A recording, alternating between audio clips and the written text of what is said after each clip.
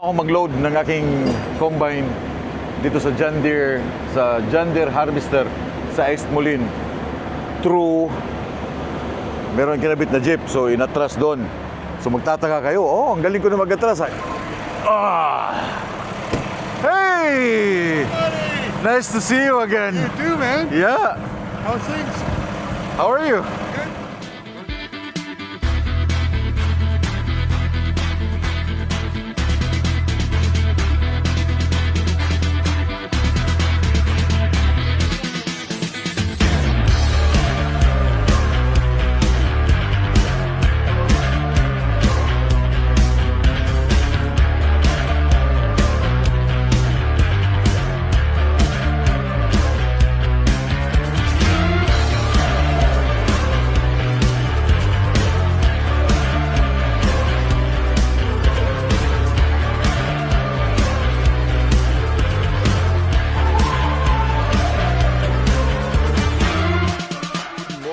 Mga Chay, good morning internet, good morning viewers, good morning Kansas. Alas 7 ng umaga dito sa parking area. So ngayon, papasok ako sa loob, papakita ko sa inyo kasi first time kong tumigil dito sa gitna ng highway. As nasabi ko doon last night, kahapon sa aking video.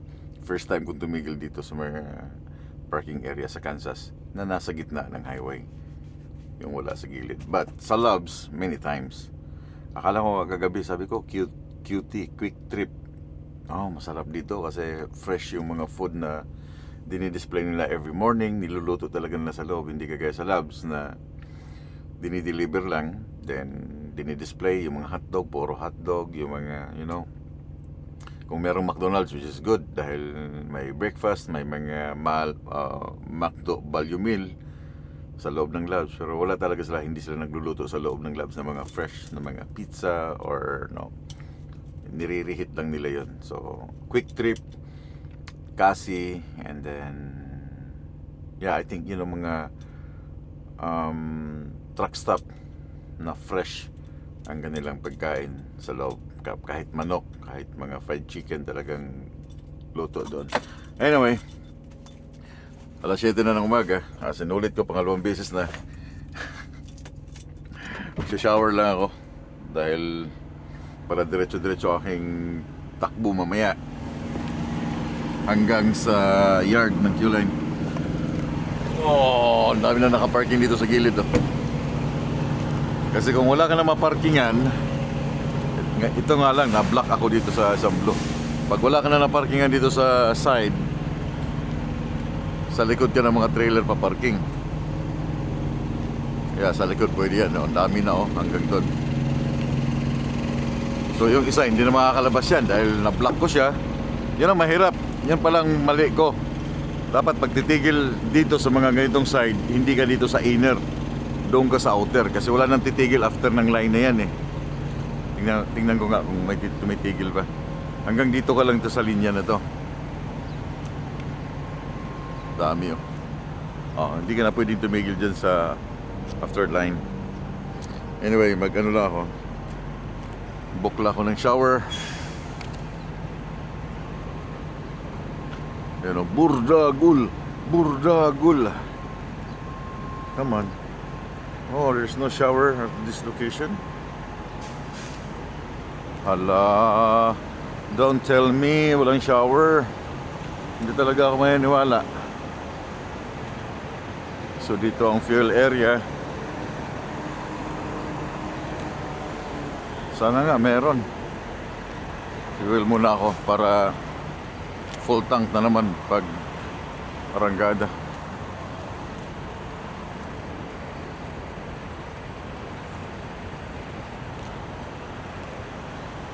Posible kung walang shower, pero walang nakalagay dito, eh.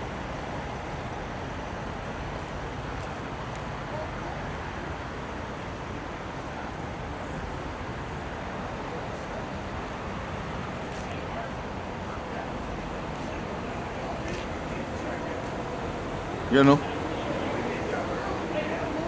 Simple talaga walang shower.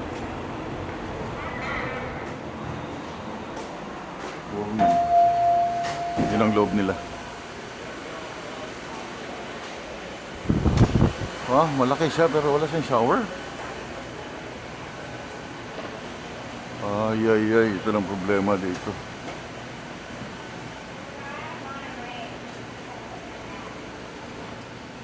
Oh, you have full head of hair too. Do you have shower? No, we don't have showers here.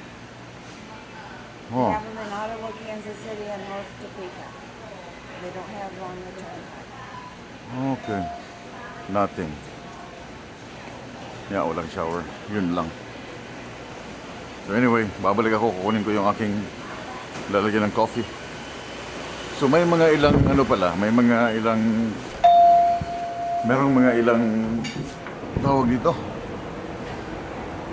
Store ng Loves na hindi sila naglalagay ng mga shower.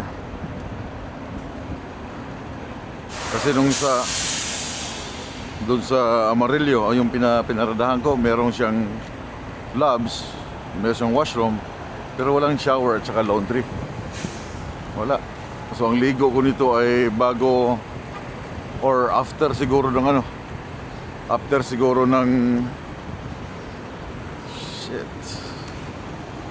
tawag dito, after ng ayuwa. Patapos ko siguro mag-set up ng jeep. Mamaya, saka ako mag-shower. Papaalam sana ako dito. Kalabas lang ako dito eh.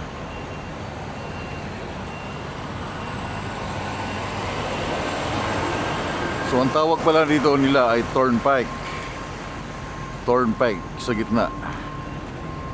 So ngayon ko lang nalaman ang Turnpike nila sa Kansas walang mga shower. Bad. So anyway, tapos na ako mag pre-trip kagabi. Post-trip yung ginawa ko pero yun na yun. Refuel na lang ako and then I'm good to go.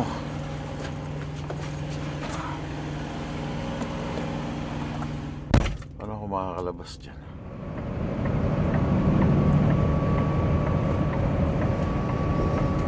Ay nako, kanina pa kayong dalawa.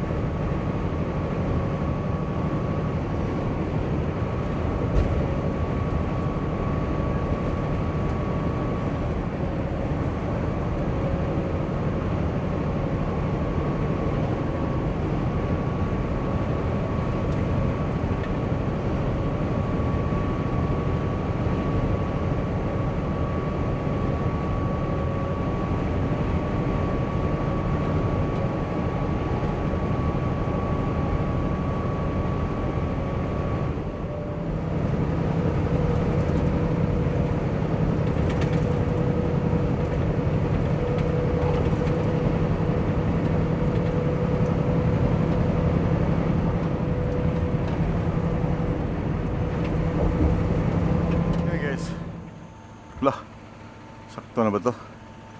Dito kami sa yard ng Q-Line. Tagilid yata eh. Para tanggalin tong jeep. And then ibaba yung clip. Again and again.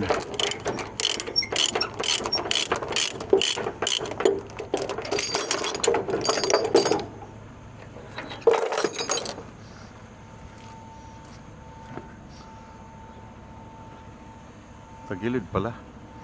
Yun lang.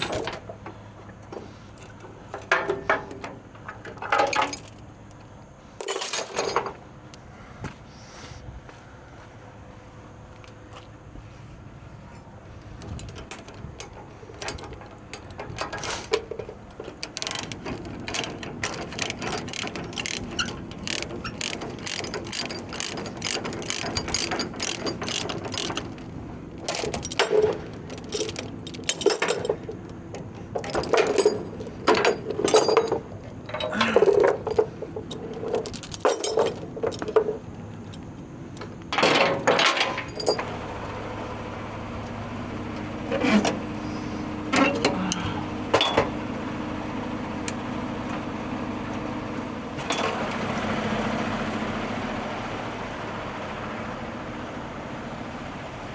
I'll just set it over here. Huh? I'll just put back and straight up and set it down right here. Yeah, just put it there. Yeah. And then we're gonna flip that one. What's that? We're gonna flip that thing there. Yeah, and then we gotta flip your neck. Yeah.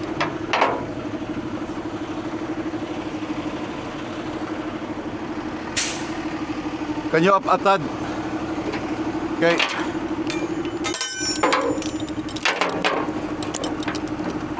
Okay.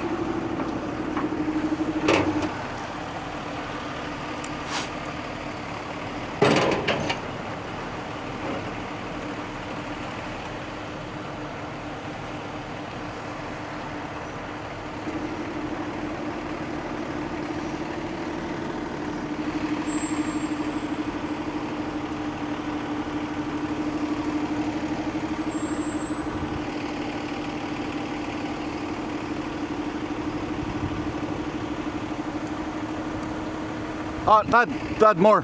More.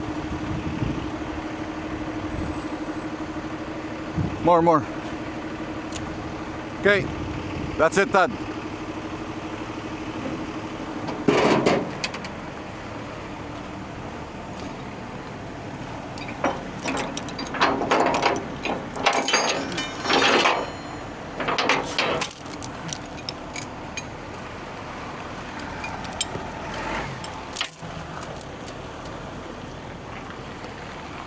Tad, can you lift this one? The front.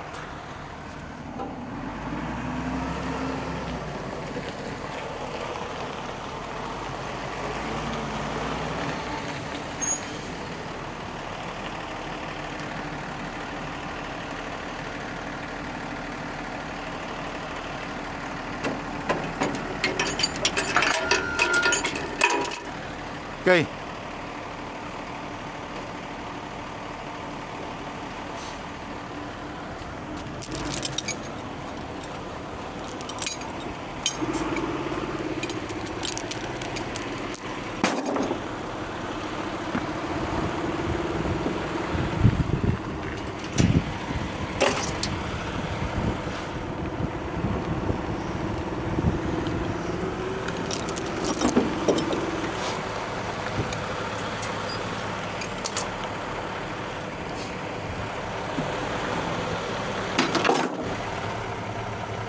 How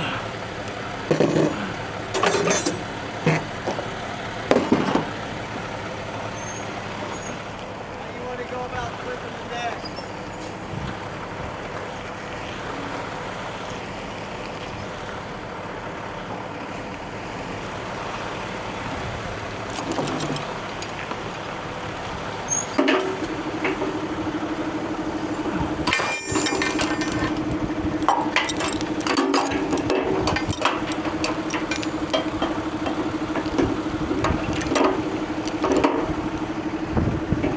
Up. Okay.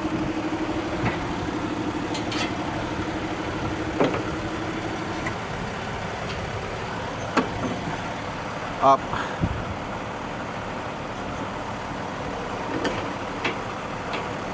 Can't come that way. So can you come from here? From there? Okay. Yeah, up. Yeah.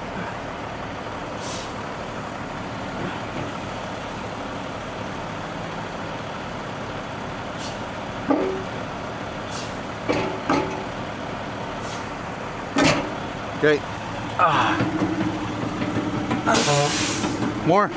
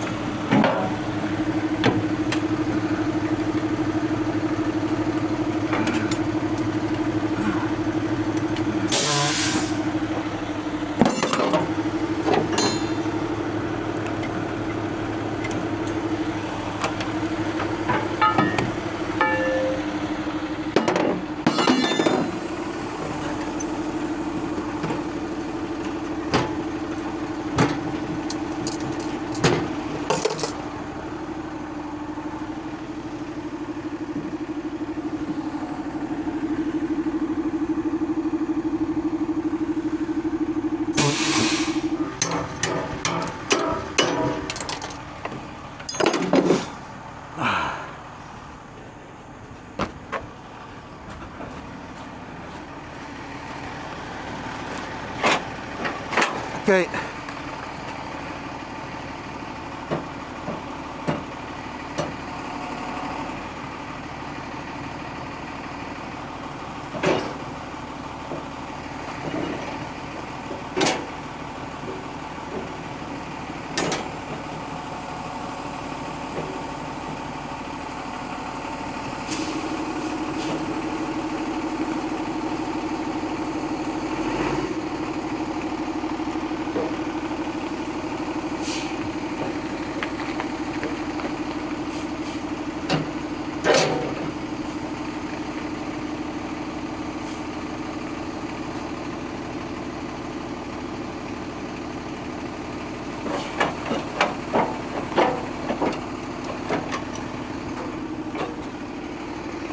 Ben, can you lift from here?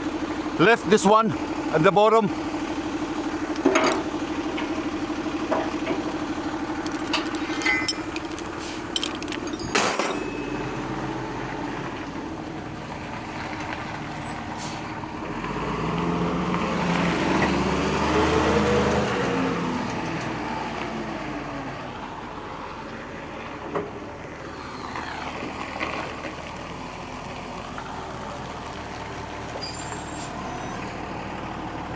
That's far enough under.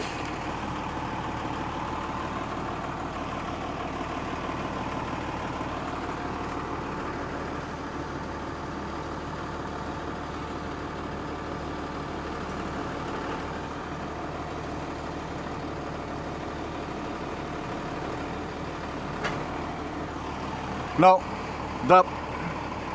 Drop. Can you move forward?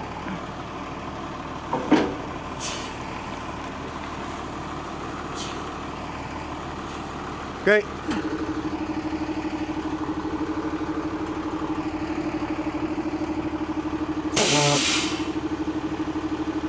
No, no, no. Yeah, that's what I'm doing. Huh? I'm tilting it. Okay. There you go. Thanks, boss. Yeah.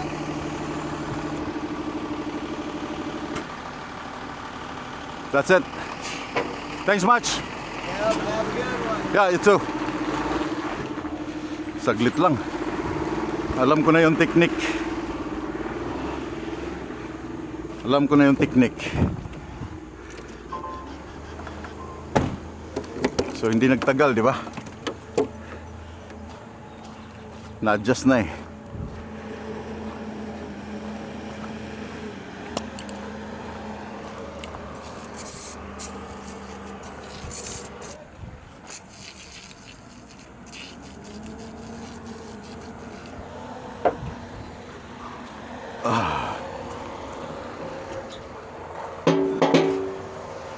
Okay.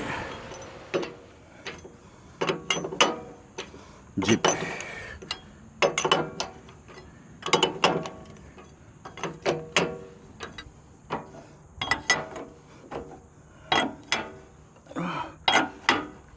Okay.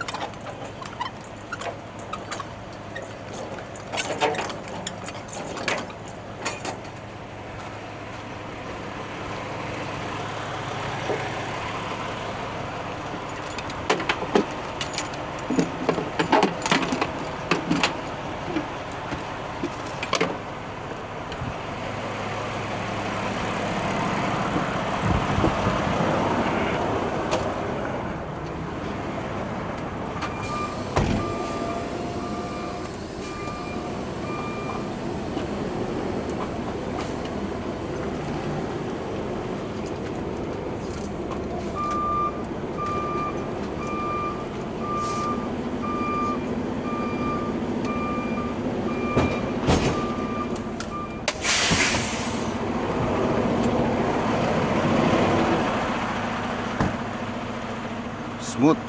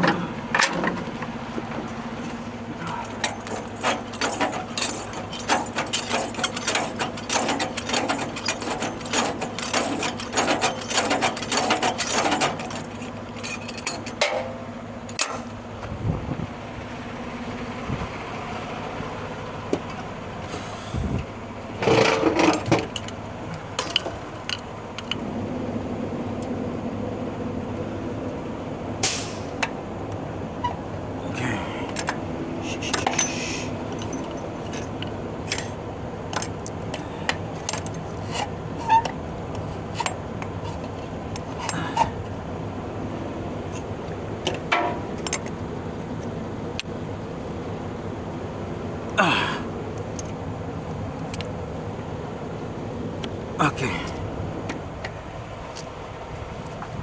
Ito ang purpose nito para hindi siya yung gas-gas dito sa ano. Yeah. Karga ng hangin.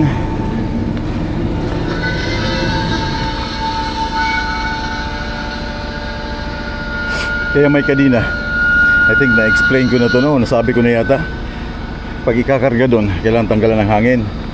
Tapos kailangan hindi ipit yung airbags para pagsalpak doon, hindi na ipit, hindi na sisira yung airbags. Tapos na ako mag-load ng aking combine dito sa John Deere Harvester sa East Moline. True, meron kinabit na jeep, so inatras doon. So magtataka kayo, oh, ang galing ko na mag-atras ha. Hindi. So maraming salamat kay Pops na, you know, nagbibigayan kami ng mga idea, kung ano yung mga sinishare ng mga senior drivers, mga white guys.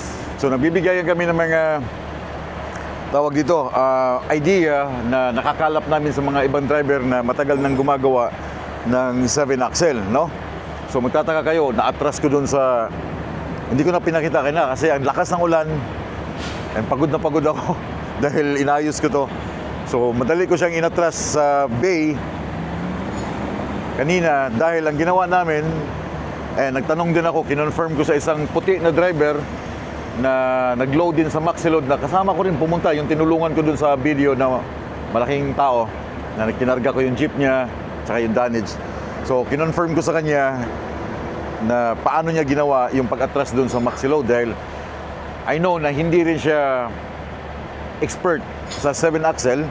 I think first time niyang maglagay ng 7-axle or I mean mag-atras ng 7-axle, na fuck up din siya dun sa kanyang atras. So sabi niya, it's terrible.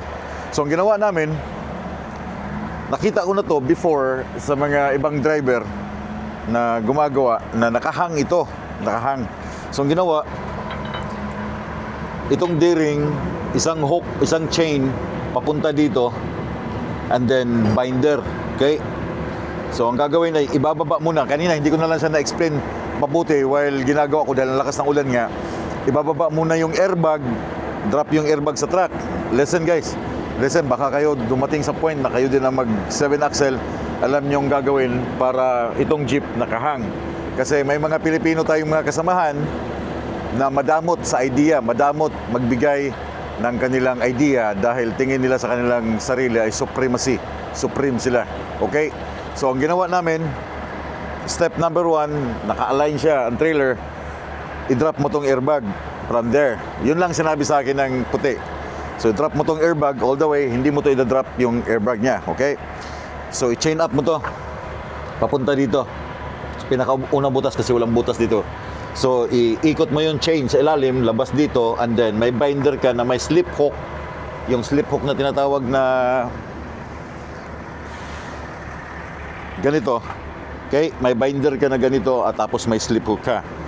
So, ang gagawin ay pagdating dito, nakaikot na yung nakaikot na yung chain, labas na dito ang chain, kabit mo itong slip hook dito, pati yung dulo niya, chain up mo.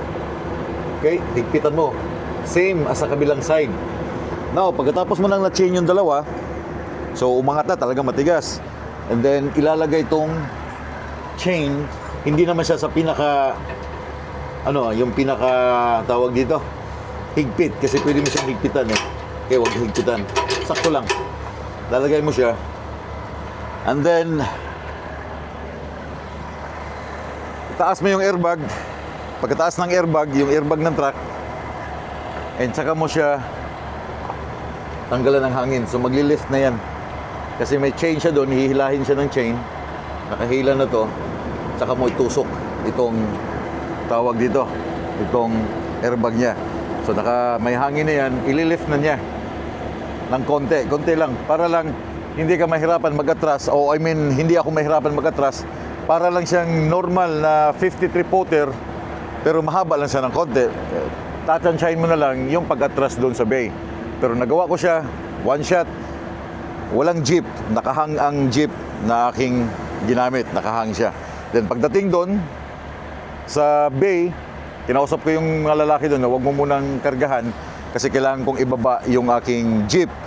So tinanggal ko mga chain, tinanggal ko lahat ng mga chain, then binalik ko sa normal ang jeep sa ground. Tsaka sila nag-load ngayon ng combine. So ito yung load ngayon, combine. First time kong nag-load ng combine na merong jeep. So hindi ako nahirapan mag-atras dahil nga nakahang yung aking jeep. Okay, nakahang yung tires. So straight lang siya.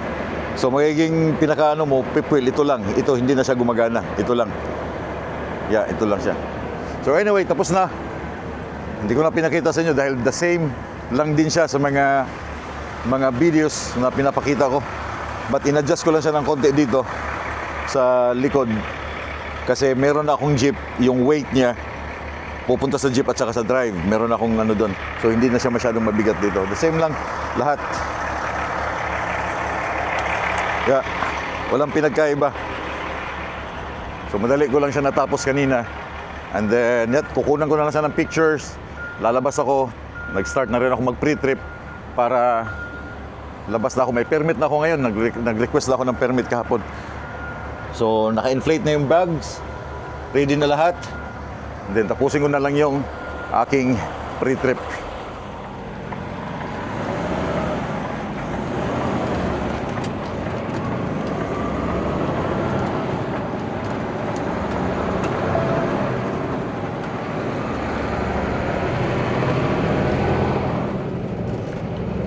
Okay. Before, every time na meron kaming load na combine, dito kami sa labs. Diyan ako natulog kagabi. As usual, pag nandito kami sa Esmolin, Bobtail, personal conveyance, shower, dito kami natutulog. So, yung regular lang na RGN, diyan kami titimbang. Kasi 75 feet lang naman yung haba ng RGN, including the track. So ngayon, dahil meron akong jeep, susubukan ko dito. First time ko magtimbang dito sa Pilot Flying J. I'm not sure, pero mukhang mas maluwag siya compare sa Labs. I think nakita nyo na to before nung mag-load ako sa Tacoma na meron akong jeep, and then yung pagkuha ng weight ng axle, axle by axle. Before, pag regular lang na RGN yung aming gamit, dito lang kami sa apps na Weigh My Truck kasi meron yang platform 1 sa steer, platform 2 sa drive, yung sa likod, then platform 3 sa trailer. So yun lang ang gagamitin namin, apps. I-shoot mo lang dun yung truck at saka yung trailer, makukuha na niya yung weight mo. Hindi mo na kailangan pupunta sa cashier na tatawag or whatsoever. Ngayon, dahil multiple axle siya, saan bang entrance ito? Multiple axle ang load, ang aking hatak. Dito. So, tatawag ako dito sa kanilang opisina, sa store, para i-weigh siya as multiple axle. Hindi ko siya isasagad lahat ang trailer sa loob ng platform. Okay? Papakita ko sa inyo, explain ko sa inyo kung paano. Baka sakali, darating yung time, kahit hindi kayo mag-drive sa Q-Line, pero makapag-drive kayo ng merong axle, or may jeep, or may hatak kayong ano, alam niyo kung, ay, yun lang. Mayroong pickup truck. Alam niyo kung paano ang gagawin, no? So, ito yung tinatawag na multiple axle na way. So, dito ang enter. Sasagad ko lang ng husto dahil kailangan naka-straight up yung aking, hindi lang ako makasabit.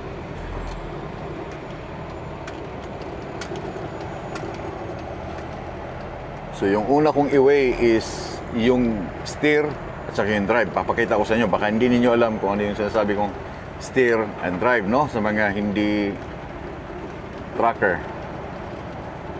So, ganito yun. So, kailangan ko lang isentro yung aking mga axle sa platform para hindi siya sakto ang kanyang mga timbang. Okay. So, ganito ha. Okay. Tayin ko lang. So, explain ko sa inyo. So, dahil multiple axle ako, so, ito yung platform 1, platform 2. So, hindi mo natitimbangin yung trailer. Tatawag muna ako dito sa loob. Nakukunin niya yung aking way sa platform 1 and platform 2. It's a first way. I got a multiple axle. I'm sorry, what was that? I got a multiple axle. So can you weigh the first platform and the second, please?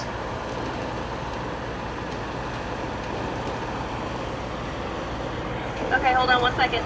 Okay.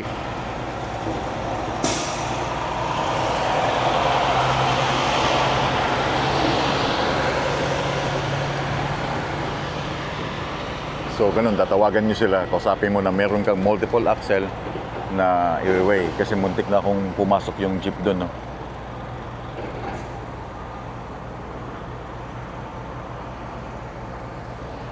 So, naka-align lahat. Align. Make sure na naka-align lahat sa loob ng scale. Yung, sa platform, yung track. Para hindi siya mabawasan o madagdagan.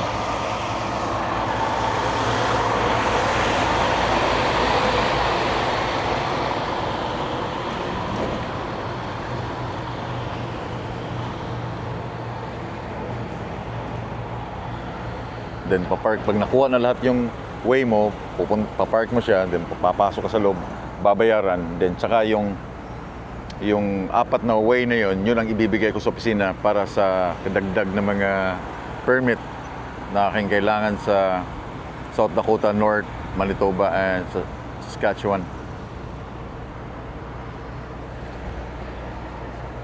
So, that's first platform, yan ang steer. Ito yung steer. Yan ang drive na tinatawag namin sa mga hindi alam ang truck, no? Yan ang drives, yun ang jeep, then yun ang trailer. So kung normal lang na load, normal lang na trailer. Sir, I'll be with you in a sec. What happened? Thank you for being patient. I'll help you in a sec. Okay, please.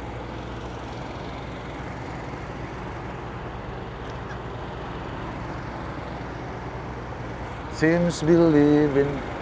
Dito, tatawag ka lang ng ano, kung na-flatan ka sa parking area, tatawag ka ng mga service, pupuntahan ka nila para gawin yung trailer mo.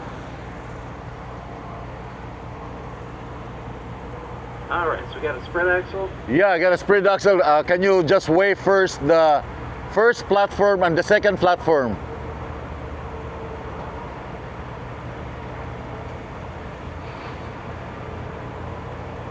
And then I'm gonna move my truck after you're done. Okay, sir, one moment. What's your truck number? 1644.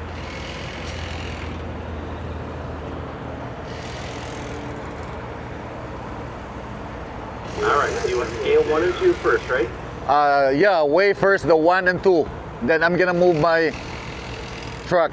All right, we've got 1 and 2 ready. You go ahead and move, and then let us know when you're ready. Alright, okay, sounds good. So, mumove ko siya. Isushoot ko ngayon yung jeep doon sa second platform.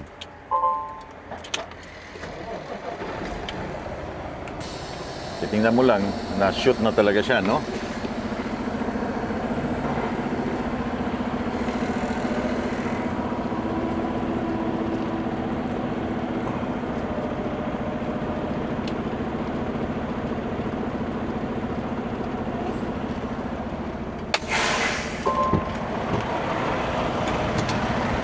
Okay, yung aking jeep at saka trailer nakapasok na. That's the third platform. Hey there, sir. Yes, sir. Okay, weigh the second and the third platform. The second and third. Are you finished then, sir? Yeah, you're done with this. I already moved my truck and then weigh now the second and third. Yep, I got second and third. You're all set, sir. All set? Thanks much. So anyway, yun ang second platform, yan ang jeep. So hindi na niya kukunin yung weigh doon dahil nakuha na niya first and second. So ito yung sa jeep. And okay, yung pagitan nila, malalaman mo, ang pagitan nila is yung yellow na sign. So nandito ako sa third platform ngayon. Itong trailer nasa loob ng third platform. Yun ang pagitan nila, yung yellow na yan. That's third platform. This is second. And that's the first. So wag kayong ano yung isa na may biyak. So yan ang 1, 2, 3 lang yan na platform. So I'm done. Papasok sa loob, papark ako. Then babayad ako ng aking ticket. Then again, yun ang ipapasa ko sa opisina para sa mga additional na permits na kailangan ko sa aking biyahe pagpasok ng Canada. Hi, boss. Weight ticket? 1644. Company? Q Line Trucking. Q Line Trucking. Any trailer? Tango 1215 Juliet. What's that? T 1215 J 12, 15. J dash T 1506 D.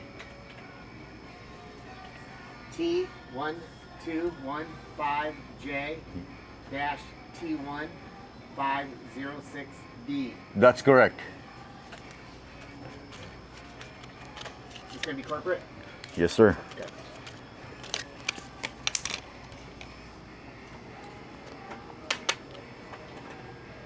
And Woods? No. Oh, here. There you go.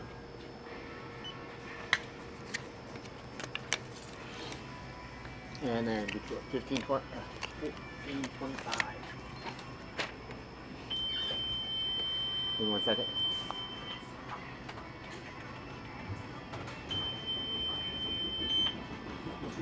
And your signature, please.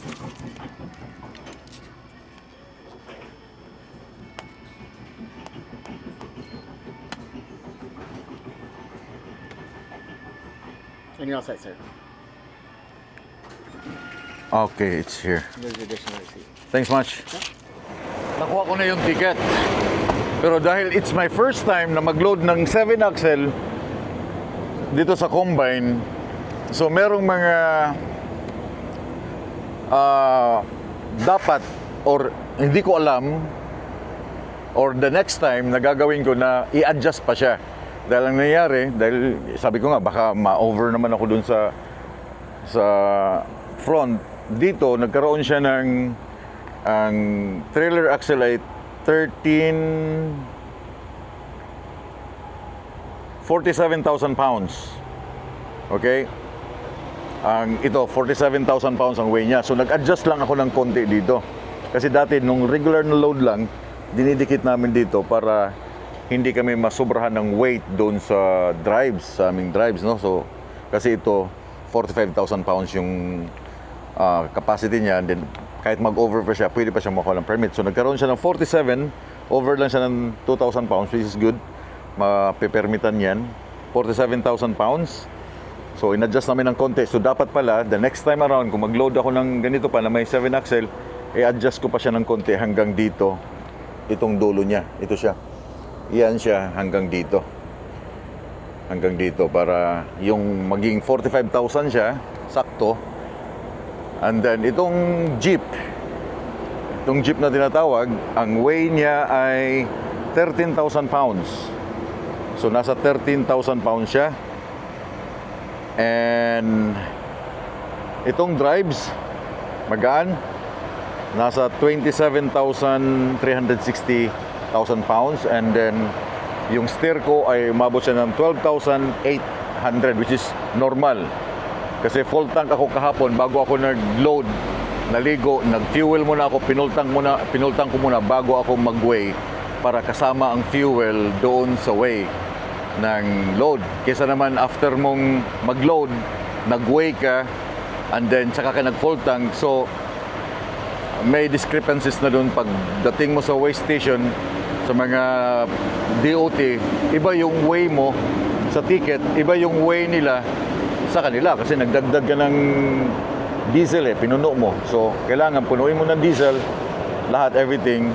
So ang total niya ay 100,180 pounds. So 12,080, 27,360, and 13,260, and 47,480 yung total, yung drives lahat. So the next time, so abante ako ng konti. Ito siya, abante ng konti. Siguro isasagad siya dito. Okay? Para ito ay ma-max, and then ito ay ma-maximize. Kahit mga 33,000, may bigat lang dito. Kahit 32, 33, may bigat, or 30,000 may bigat dito. It's okay. So the next time. So that's a first time, trial and error, no? Okay lang naman yun dahil at least hindi na too much weight, overweight sa mga axle ko. Okay lang siya. So ngayon, i-input ko na siya sa aming system para sa aking mga permits. So na-send ko na yung aking mga permit, aking mga dimensions, or aking mga way para makontinue nila yung aking mga permits. I'm all done. Tapos na sa aking obligasyon para sa kanila. So sila nang bahala sa mga remaining permits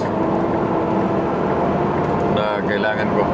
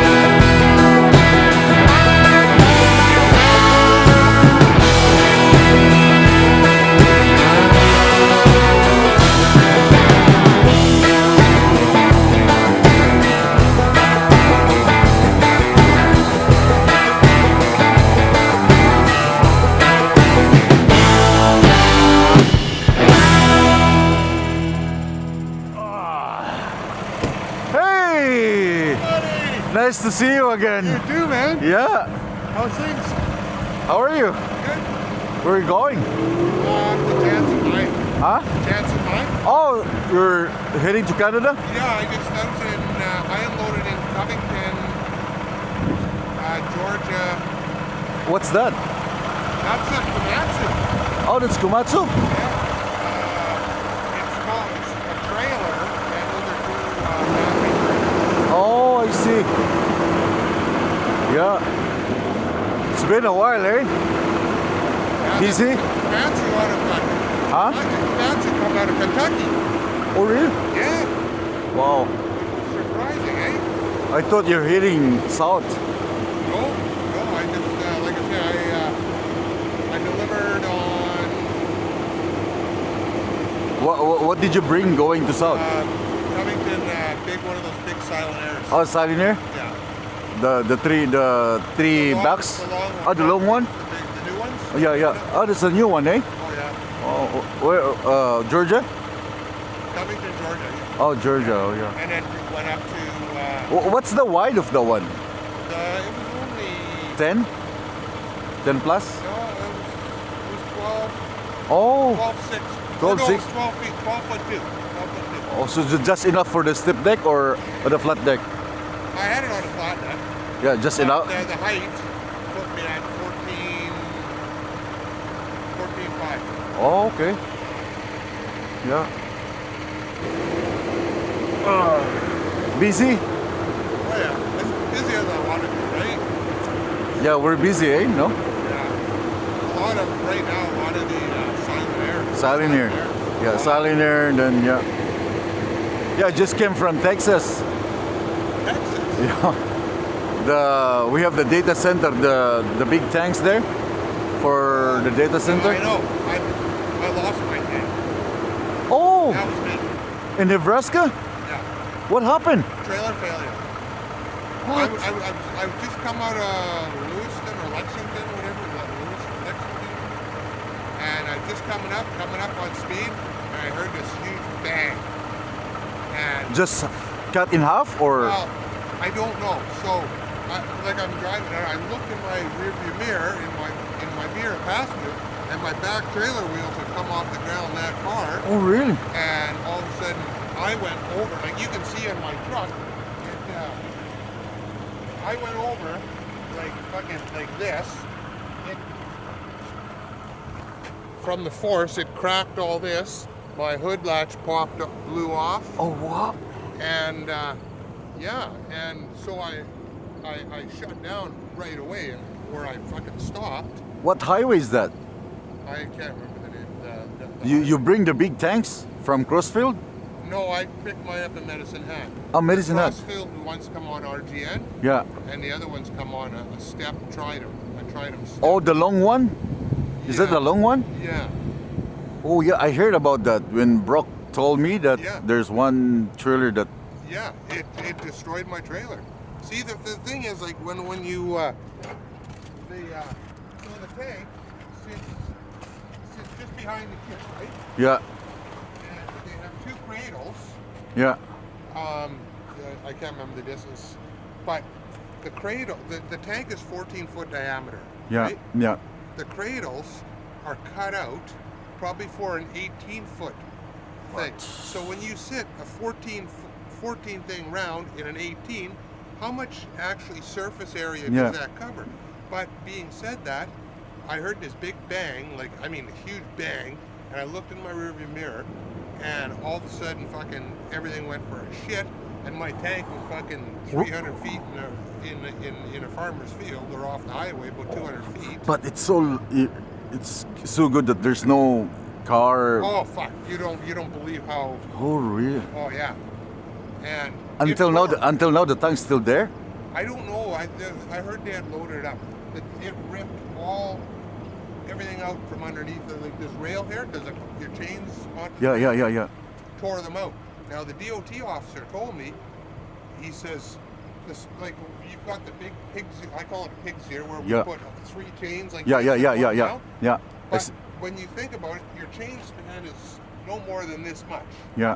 So that's a lot of stress right in this in this spot, Oh, right? yeah, I see some of the guys with that 3 chains, one in the middle That's the way center. they tell us to do Yeah, it. and then you just hook up in one. On the big round. Yeah, piece, the round piece. Yeah, Yeah, and but you have no damage on that big round piece on the tank. I don't know. I couldn't go near the tank Oh. because when it flew in or when it rolled off, it hit a power pole, dropped the line, and started fire in the cornfield. Oh, really? Yeah, the fire was out very quick. Like they had it out within half a second. Like it was just, I think, more smoke. But I couldn't go near the tank because the electrical wires. Yeah, yeah. And I mean, I was in shock. Like, you know, what happened? What happened? Right? Yeah, I heard about that because when I load that tank, I just put one chain, because the big one on the side, right? Because I don't know if I can make another one loop for Right. chain, and Brock told me that add another one. Is it safe that I'm gonna loop another one chain down? On that piece, yes. Oh yeah, But I see it. It's heavy. You've got good hook points on your trailer. Yeah, yeah, yeah. Whereas these things. This one only is have, they just only have the here, aluminum- right? Just here. Well, yeah. Yeah, mostly. No, Yeah, there's just hook not a up lot. from here, Yeah. right? Yeah. It's So, not. It's yeah. not. I think it's not. Is it rated or it's It not? is. It's rated 5,000 pounds. 5.5. 5,000 But pounds. When you think about it, if you put 5,000 here, 5,000 here, Yeah, 5,000 here, is that really 5,000 holding? Yeah, that's a That's not. that's the stress of That's- you know. yeah. Yeah. So, Wow. and Yeah. and when I did go look, one of the bunks was blown in half. One of the bunks, the cradles, it was split right in half. But the good thing is there's no any cars. Well, that's Fuck. it, right? That's it. Like I've never had any happen Yeah. in my life. Oh my. You know, it was. Yeah. Bro called me and, hey Mark, can you add up one more chain, one chain at the back, and the side, and another side, because we have a tank that's roll over somewhere in Nebraska. Yeah. Huh? So in like we do the 3 here and the 3 on the other side, right? 3 sides. And in the back, right? Yeah. We put one chain up about, I'd say about almost 7 feet, cross chain, Cross chain, and then one here on the side. Then one in the side, and I even did another one in the back, another cross chain low. So you have 10 I had- chains. I had 3, 6. 6, 8, 10, 12. 12. 12 chains. Super safe. Yeah. Yeah, but the problem was from there. This one stressed too much. But you know, like on the trailer, you know, this piece here, this Yeah. main rib, Yeah. the one on the trailer had a huge dent in it like this. Oh really? Like it, yeah. Which is, So you just leave the trailer? oh well, I did. After the investigation down there, which took about 2 hours, What's your speed? I was doing 60, 65 mile an hour. You have the pilot? I had a pole car. in Pole front of me. pilot, right? All the way, right? To Yeah. Texas, yeah. Well, he picked me up at Oklahoma. Oklahoma? Is it Oklahoma? Oh no, Yeah, see, I did North Dakota, South Dakota without a pilot. Yeah, then I got into Nebraska. Nebraska. Yeah, and so it happens in Nebraska. yeah. Oh, okay. Holy. Okay guys. Meron kasing nag-comment. Nandun sa isang phone na sabi niya na 'di ba sa mga securement talagang tinutudo ko yung securement ng load para hindi mahulog, no? Tapos may comment siya, oh, 'di ba Marco, more securement mo, more chains or whatsoever.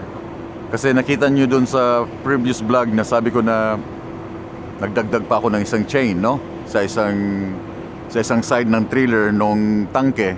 Example, ito yung tangke, meron yung nilagay doon, 'di ba, na naka chain. So kaya isa lang yung chain, isang chain lang nilagay ko dito. Hindi ito example lang. Dahil hindi ko alam kung matibay yung gilid na yon na paglalagyan pa ng isang chain. Plano ko nang lagyan before nung nag-chain up ako, pero ang rules kasi, example ito, hindi ka na pwedeng maglagay pa ng securement at the same sa bakal na yan, kasi may stress yung bakal, you know. So, hindi ka na pwedeng maglagay dito. Hindi ka na pwedeng maglagay pa dyan kasi isa lang yan eh. So, maghahanap ka ng iba. Like example, dito. So, doon sa tangke, hindi ako naglagay doon.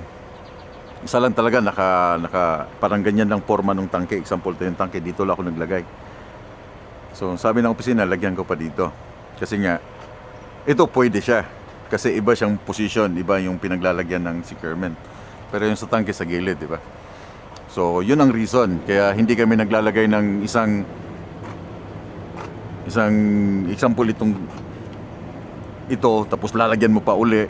Ito matibay talaga. Pero kung naka-welding lang yan, tapos maglalagay ka pa uli ng isa pa dito, sa isang portion lang ng equipment, may stress yung bakal. Kaya yun ang reason. But nung makita ko yung equipment na nililift na yung tangke, nung nilagay na yung last video, matibay pala siya kasi yung nailift na ng crane, yung side ng tangke ay kayang buhatin ng crane na 60,000 pounds yung winilding sa gilid. So matibay. So the next time around na maglo-load ako nun, ganun ang gagawin namin. Isang chain dito, isang chain doon pababa. So yung sa kanila, siya pala yung driver na narinig ko before papunta kami na may nahulog nga tangke during sa transit ng equipment. So that's a failure ng equipment, yung hindi failure ng driver but a failure ng equipment.